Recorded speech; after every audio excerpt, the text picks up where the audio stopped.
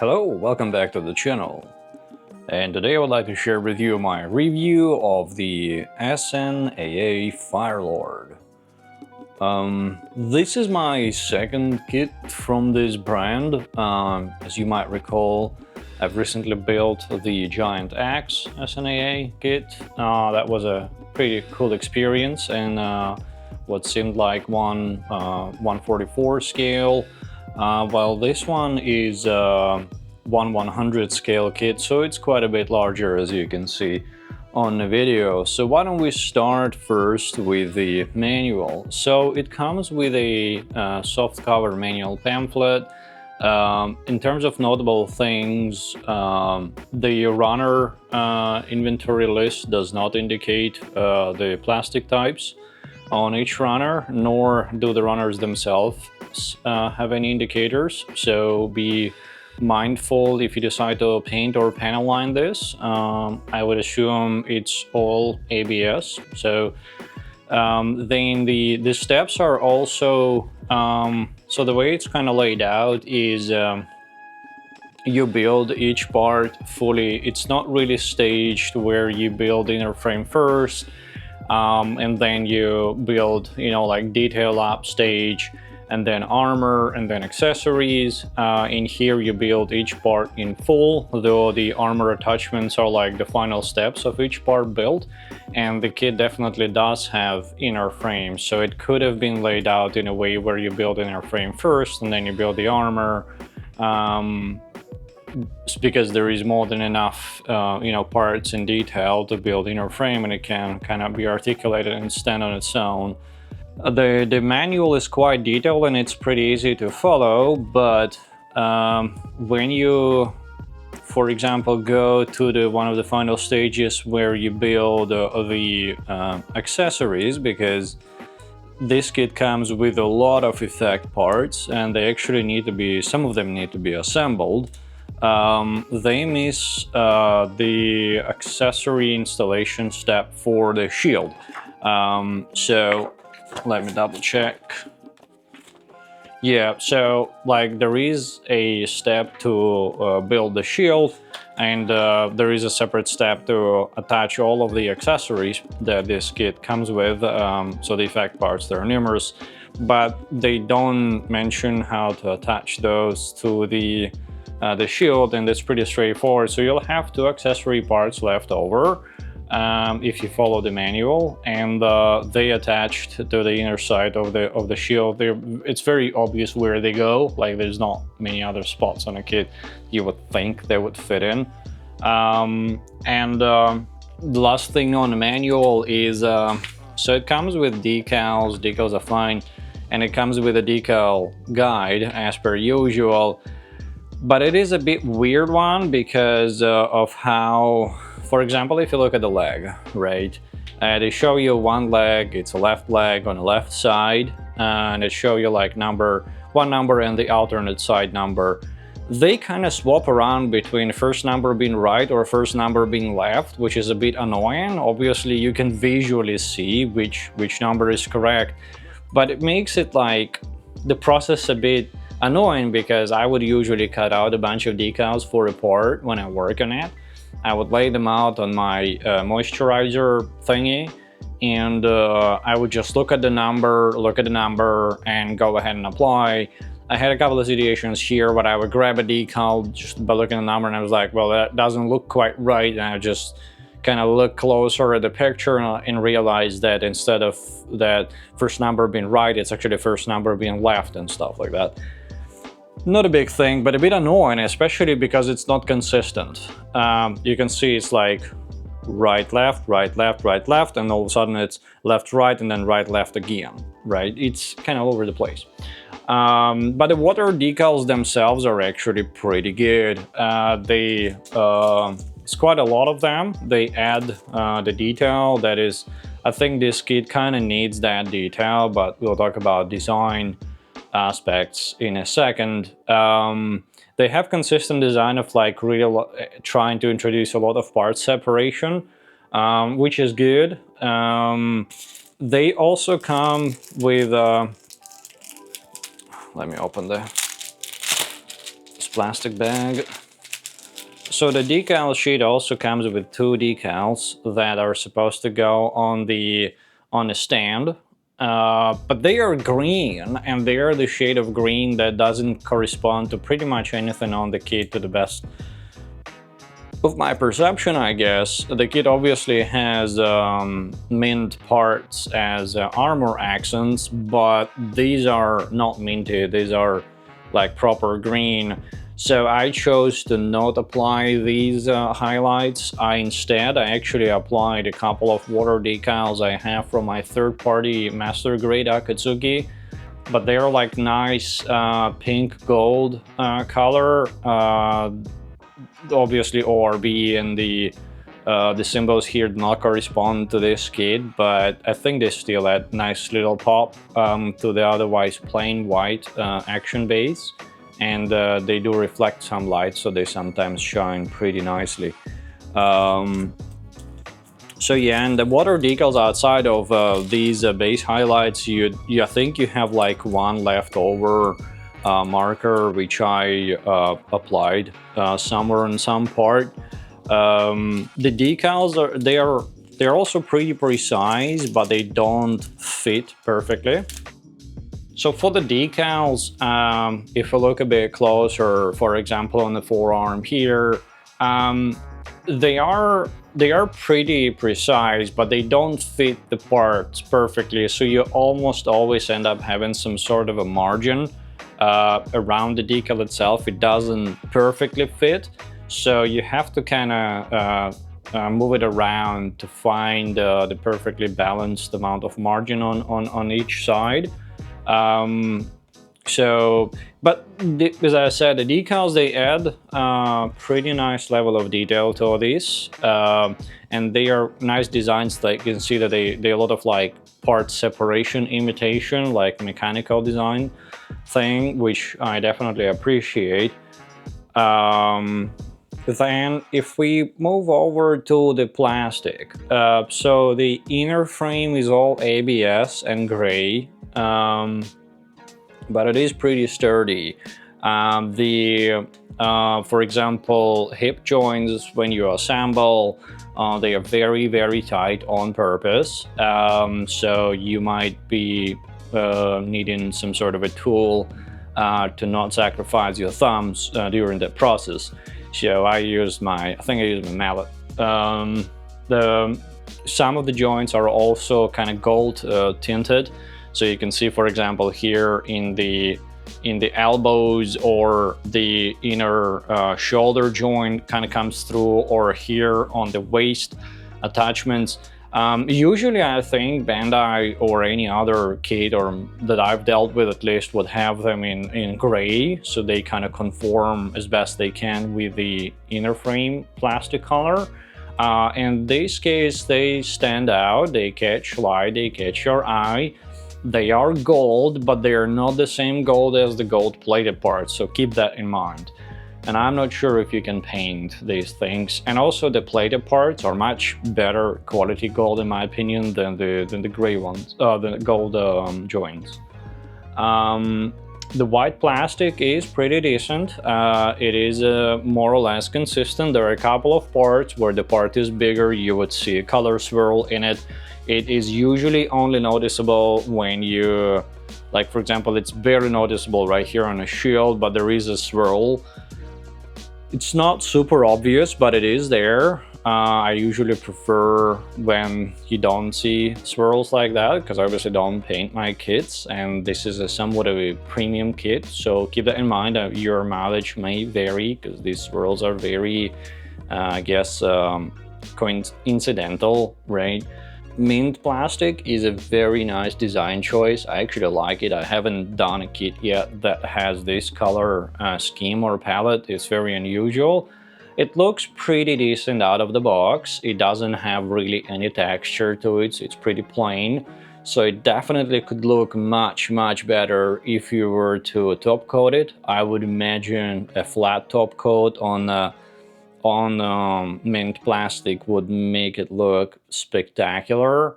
I couldn't do it with mine because the weather is still kind of not consistently good enough to do that in Toronto. I guess last but not least is a clear plastic. It's obviously a lot of it here on this kit. You have a lot of effect parts, but they all are done very nice. The plastic is consistently transparent. At least on my copy, I did not notice any fogging on the plastic or anything like that. Which is good. The gates can be quite thick, so mind your nippers. Probably very easy to break if you're using like your gut hands on very thick gate. Suggest using double blade, something sturdy for initial snap there. As per usual, quite a few gates. If they are thinner, they will be at the edge of the part, so some cleanup might be required so it looks kind of smooth. A bit of a warning with the effect parts. They are very pointy.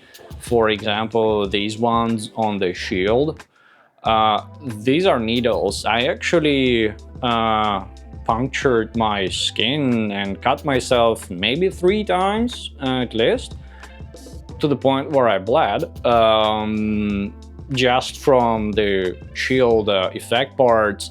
They are very sharp, so you don't even need to apply a lot of pressure to injure yourself. Be very careful working with this kit. Once you have it fully assembled, you want to pose it around and it's very easy to poke yourself, so be very careful. In terms of build notes and like build experience, it's pretty straightforward. I wish it was in stages, I guess, for sure, because that usually is a better experience. I especially enjoy the kits like, well, Sky Defender is still the benchmark, where they want you to build a stand first, and then they want you to build the part that attaches to the stand, and you kind of go from there. This doesn't do that. This starts with the head, I believe, then the torso. The stand is the last. So definitely this kit can be a better experience if the building steps are rearranged. The manual can be improved. There are a few fitment issues, nothing super major. But especially when you install the effect parts, especially on one of the spears, if it doesn't snap in here at the shaft, you most likely have to widen the shaft slot itself. I haven't encountered anything that couldn't be fixed with a quick hobby knife cut. Which is good, but still would have preferred if it was flawless. That's kind of the expectation. Then the joint construction, as I said already, is very stiff, especially on hips, so be prepared to use a tool for that. You don't need to fix that stiffness. When you assemble it, it's supposed to be stiff. It holds quite a lot of weight. This has very few gimmicks as well. There is a sliding gimmick at the hip, which you will see when we go through articulation. There is a minor opening gimmick on the let me turn this around, on these winglets. So these gray parts, they slide out, which you'll also see during the articulation, and these wings, they open up, but you can only open them up when this effect part is not attached. And that's pretty much it. There is the knee armor does slide separately, but it's not so much a gimmick as just a separation of a joint for better articulation. The rear skirt is very articulated, which is great. I like when you can swivel it and moves back and forth. It has a drop kind of construction there. The front joint is pretty articulated as well. Like, the lower body moves really well. The construction there is very decent. It makes it look quite natural. The upper body is connected to the waist by a peg, and that peg is solid enough to hold it. The base, as you can see, attaches via a backpack, which has like a super thick attachment to the torso. So which is good as well. It's almost never a good idea when the action base attaches to the waist, because then the upper torso joint has to hold a lot of weight, and you have to pose around that pretty much.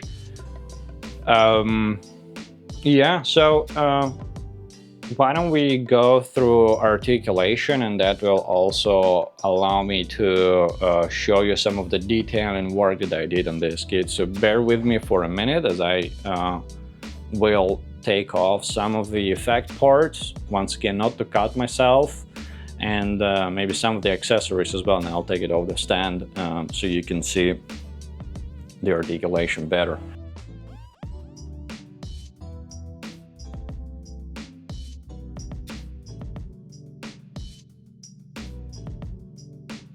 Okay, so you can see now, without some of the accessories and effect parts removed, you can see the kind of the main body of the kit a bit better. It's quite a hefty master grade size kit, that's for sure. It even has some like weight to it. So let's work our way up. Feet are articulate, so it's a peg joint that goes into the lower leg. The side-to-side movement is a bit limited by the armor.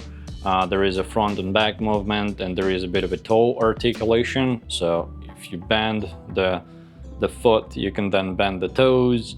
In terms of detail up, I used a steady water-based panel liner on this kit a lot, and because that one is safe on ABS plastic, I went kind of ham on the inner frame as well. So I fully detailed up the under the foot, so the sole is pretty much fully detailed up, as you can see. Then on the upper, kind of on the other side, I've used the same steady combination of gray and black for more detail. The inner armor kind of comes through the inner frame comes through the outer armor in a lot of places. So for that, for quite a few of those parts, I used the DSPA chrome marker just to give them a bit of a pop. Then as you go to the lower leg, there is no articulation or kind of extension or opening gimmick on around the cuffs. The actual front of the cuff is a larger area that's pretty plain, so I chose to add a nifty little decal from this is from a railgun, like a little helper girl. I think that one pops up all over the place in the manual, which is pretty cool. I think it gives this kit a bit of a funny touch. And on the other side, I just added a more mechanical decal. Then as you go to the knee band is very, very extensive. I think the leg bends pretty much fully, which is good. The knee armor kind of is slightly separated from the rest of the leg. The joint is pretty sturdy, which is fantastic. Then as you move the knee joint, as you open and close it, you have the thigh. This gray part on the thigh does move around a little bit, not too much, but just a little bit. What did I disconnect here? Then when it comes to the hip joints and their articulation, it is limited by these rather thick side skirts that are also very obvious, they're very bulky. I think I would have preferred if they were a slightly different design. I think I had the same comment on the Giant Axe. Like, I did not like the side skirts design on the Giant Axe, and I do not like side skirts design on the Fire Lord either. Seems like it's a trend with this maker, at least for me, to where I don't like the design of their side skirts. We'll see what Iron Sickle ends up looking like. The front skirt is articulated. You can kind of move it around quite a bit. Then there is a drop joint. You can open up a flap here at the bottom, and it allows you to drop the thigh joint quite a bit. Then as you go up to the upper body, it turns around very easily. As I said, it's on a peg. It's very slim upper body, so it doesn't really get limited by these bulky side skirts or the front or back skirt. There is a very good amount of crunch. The armor is connected, so the crunch is solid. The armor moves around as you do crunch. Side to side swivel is also there, and the armor moves along with that as well. The back skirt has the drop construction where you can drop it and then you can raise it. If you drop it, it can move up quite a bit.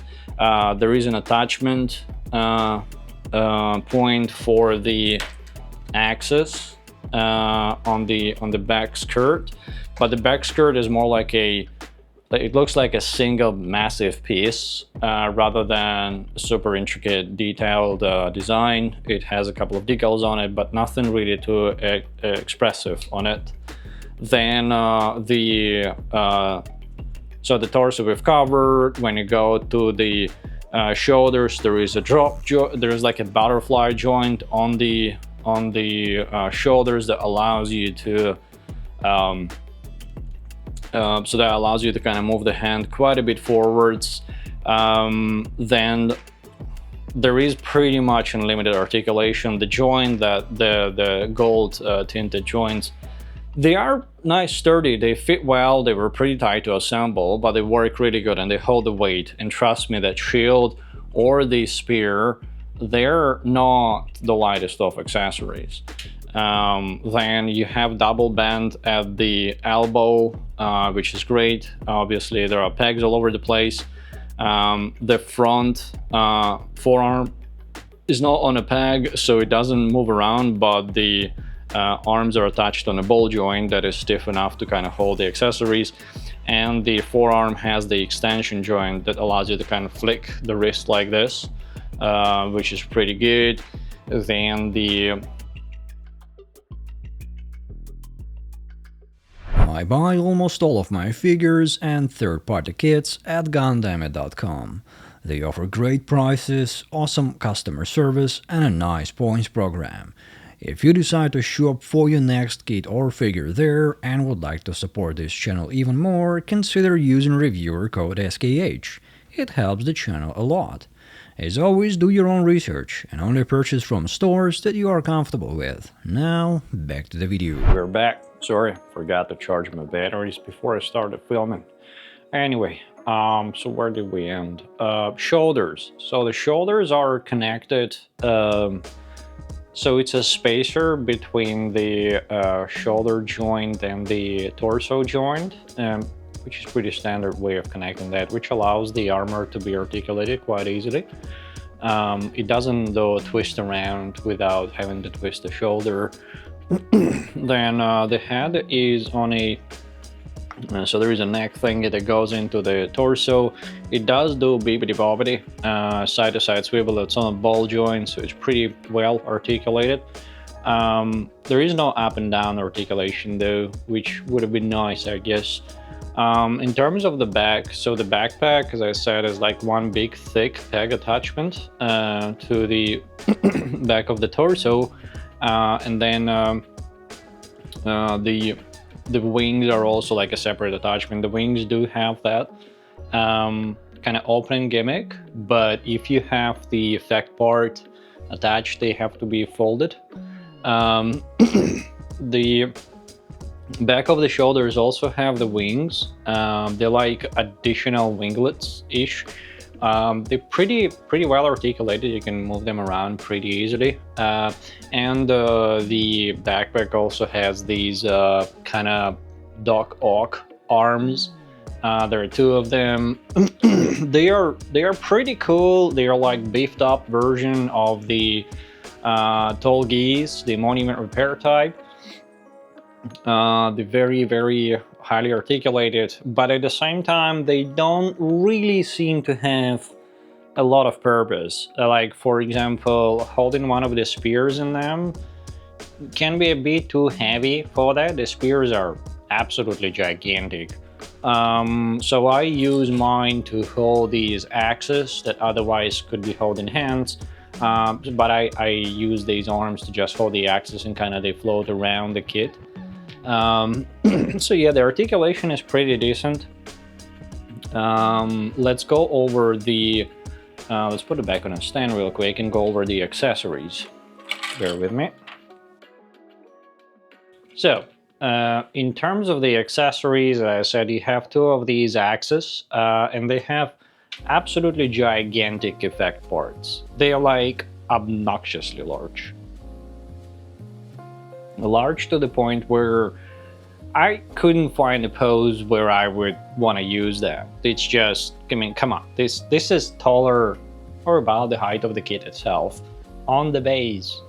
This is just ridiculous.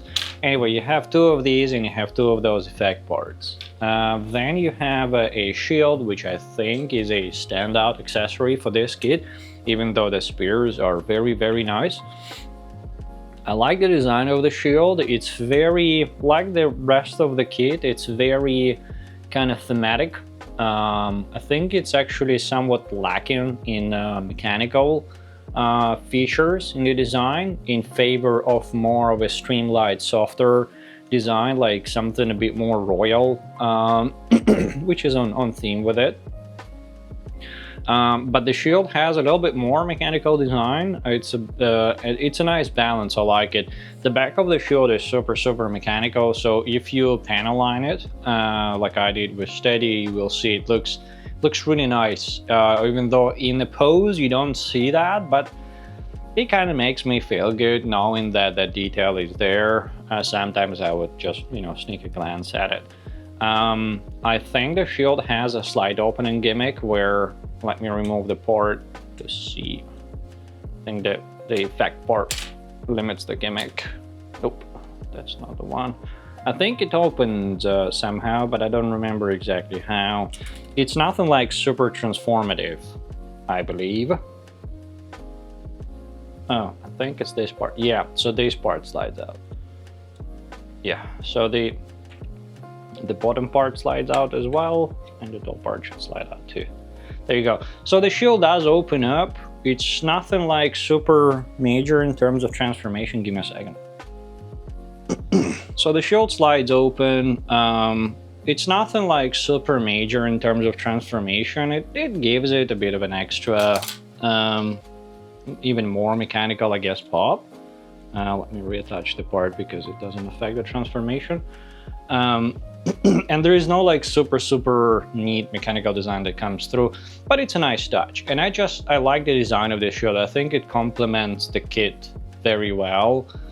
I can see how this can be a separate accessory, even the design is that decent. Then you have two spears. They are actually modular. So both the handle can be disconnected and the spear itself, but in this spear, the effect parts kind of hold it together. But if you remove the effect parts, the spear can be disconnected and then can be reconnected to this one. This spear is more of an effect part, heavy spear. It has this kind of hilt protector, like when you fence and stuff like that.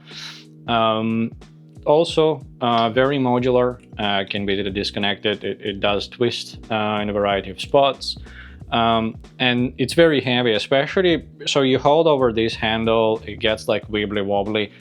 This spear is heavier than the other one, and it has the effect part has like an action-based attachment adapter molded within it, but you don't get an action base or a stand for it. So for example, this base doesn't have like an additional plug that, for example, like in era kits would have a bunch of like additional holes where you could have an additional arm plugged in for extra support, or Bandai action bases obviously have a lot of those. In this case, you do have an option to have it supported, but you would have to plug it in either into one of these Doc arms. If you remove this connector, you'll have a peg that can slide into it, or you need like a separate action base to hold it. But it actually is capable of holding this spear in the arm just fine. You will see that in the beauty shots. And then you have a lot of arms. let's go through them real quick. So you have a couple of closed up arms that are holding arms. One theme you will notice with this kit's arms is the thumbs are very accentuated, let's put it that way. Then you have a couple of closed fists. Then you have another couple of holding arms at a slight angle. Then you have a couple of pointy finger arms, left and right. Then you have another couple of holding arms that are at an angle, like so. You have an arm like this, and like this, which is this one is very useful for the spears. Then you have a set of open arms, like slightly articulated, not fully open. Then you have a set of another holding arms that is like at an angle.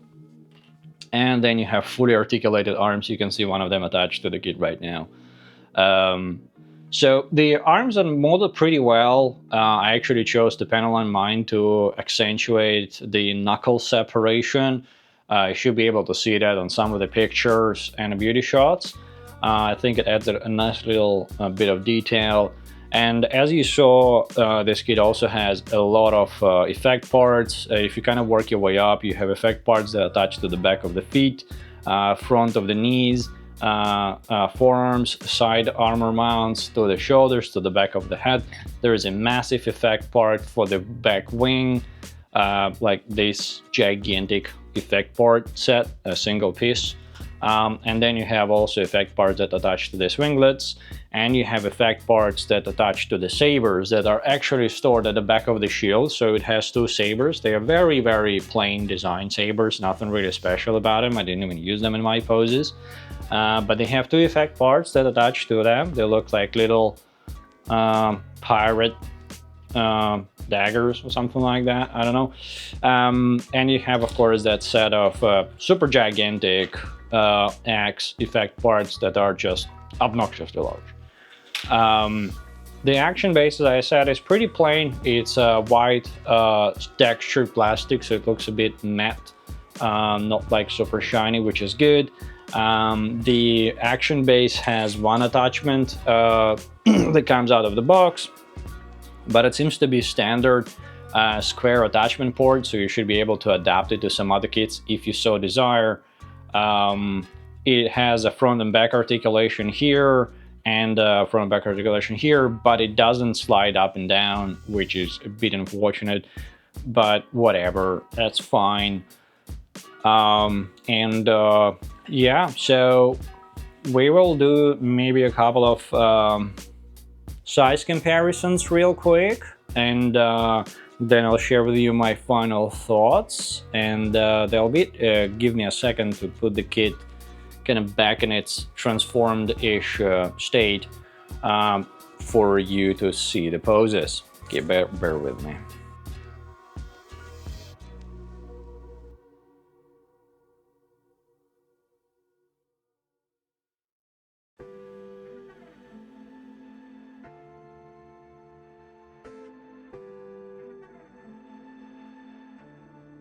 So this is definitely one of the bigger 1/100 scale kits. Let's compare it to one other pretty big 1/100 scale is in era Lizard.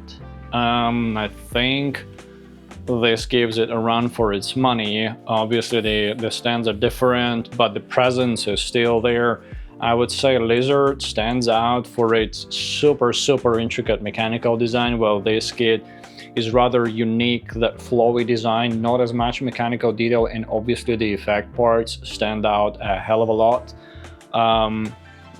So they're like kind of opposite sides of the spectrum of complete overkill, I would say.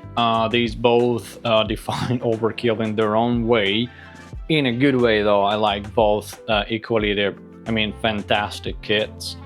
In Era though was easier build, and I'd still kind of prefer that super mechanical design a bit more. This might grow on me over time, but I will give it over to in Era if I was to have these kind of compete with each other. But you can see that, so usually in Era makes a 1/100 scale kit looks small, a Lizard especially. Well, this kind of, oops, a bit, Firelord makes Lizard look tiny, I guess. Let me attach that. There you go. A bit. So Firelord makes Lizard look actually smaller or average for the scale. Then I have a narrative Gundam from Bandai, just a straight up B-Packs recent release. Let me move it up closer. So you can see how this kit compares to a standard master grade size kit. Oh, come on. You can hold it. There you go. It's almost like they are different grades. You would almost assume this is 172 scale kit rather than 1/100. But it is a 1/100, right? At least I hope, I believe it is. Anyway, and there's actually one note that I forgot to mention when we went through articulation is let me remove the core fighter. Shields. The shield attachment on the Firelord is just like a C thingy that attaches on the underside of the forearm, and it attaches to the to a hole on the shield. There are two holes. Because of the effect parts, it's actually a bit of a limiting factor. I would have wanted a shield construction to be something like on the narrative Gundam. It's a bit more solid attachments, like a cuff that goes around the forearm, and it has a bit more extension from the forearm because of that, and has more articulation points. I think the shield would have benefited from having a few spacers that allow it some distance from the forearm and some additional articulation. Even though a pretty decent shoulder construction joint still allows you to articulate that shield fairly nicely, but it could have been done better. And I also have a couple of 144 scale kits. So we of course have Real Grade 2.0 782, absolutely dwarfed by this ginormous kit. But still 144 has so much mechanical detail that it easily kind of lives next to this big boy. And I can only imagine what if this kit had more gimmicks, like let's say Sky Defender has, or Nemesis has. This could have been an absolute groundbreaking kit. But it's still fine though. And then you have obviously SNA's previous kit, the Giant Axe. You can see the similarities in the kind of design philosophy. It's a balance between artistic, kind of royal theme thingy versus a mechanical design. They have their own kind of balance that they're trying to strike here, and they are somewhat consistent with it. I would even maybe argue that this is leaning heavier towards artistic design versus mechanical detail, while Giant Axe had a bit of a different balance skew there. Both are pretty nice. Both are obviously quite heavy on the effect parts. So yeah, pretty nice comparison. And also, I will throw in a shot maybe of this kit next to Nemesis and or Sky Defender. I cannot really fit them on a desk in this configuration easily for size comparison, but I'll try to throw in a photo of them side by side. Yeah, so kind of overall thoughts, just to wrap it all up. Let's kind of put it in the center here. It's a cool design, but I think it could have used a little bit more mechanical detail, just for my taste. I like mechanical detail. I wish the head construction was slightly different on the inside to allow for an LED installation. I'm a sucker for custom LEDs in the head units. I think this could have used it, but the way the head is constructed, you need to modify it, I think, a lot to allow for an LED. So I opted not to do that. It is awesome to have this many pair pairs of hands, but their construction leaves a lot to be desired. So for example, if we grab one of the holding hands, so the way it is constructed, let me focus on it real quick. So you can see this is a holding hand. It's a 3-part hand, or a 4-part, I think thumb is separated. Anyway, if you open it up, you can see that the outer shell holds the holding part of the hand in place.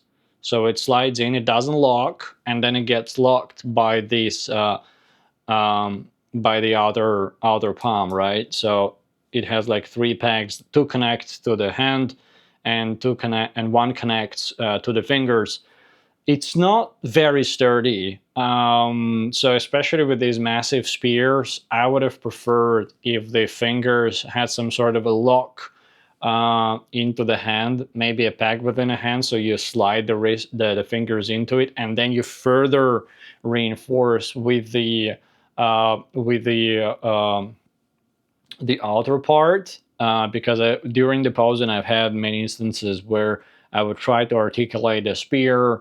It's pretty difficult to navigate it because the spear obviously is quite large, it's quite hefty. The back of it tends to kind of push against the wing, so it's a bit finicky how you have to articulate in place.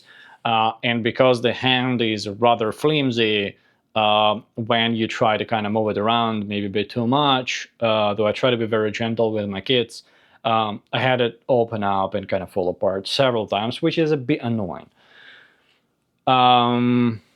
The shield's arm connector, as I already mentioned, could have used more work. Because the shield is so big, it opens up, it has effect parts. You need to be able to create some distance from the body to allow the shield to be moved around a bit more. It doesn't really do that. You have to wiggle around the forearm and the entire hand forwards. So it's difficult to articulate a shield without having to articulate the arm and the shoulder of the arm that's holding the shield. It's a minor gripe, or not even a gripe. It's a suggestion for improvement for maybe future iterations. But the shield connector needs more spacers between itself and the shield and the arm, so you can have the shield a bit further, maybe like 1/4 inch further from the kit, and you can kind of turn it around, you can swivel it around, like more options for articulation while the hand can be stationary. Minor criticism is that some of the effect parts can be a bit loose. So the ones on the forearm can be loose. The ones on the knees can be a bit loose. Nothing too critical. It's very easy to fix with blue tack. But just keep that in mind. And as I also mentioned way earlier, be very careful posing this kit around when you have effect parts attached. Because it can poke you, it can cut you, it can make you bleed. So don't make blood sacrifice to SNA like I did. And yeah, that's about it. I hope you enjoyed this video. I really hope you like the beauty shots that will follow. As per usual, I will post the entire build process in a separate time-lapse video, and stay tuned for the next build. Yeah, well, you all have a good day, and I'll see you in the next one. Bye-bye.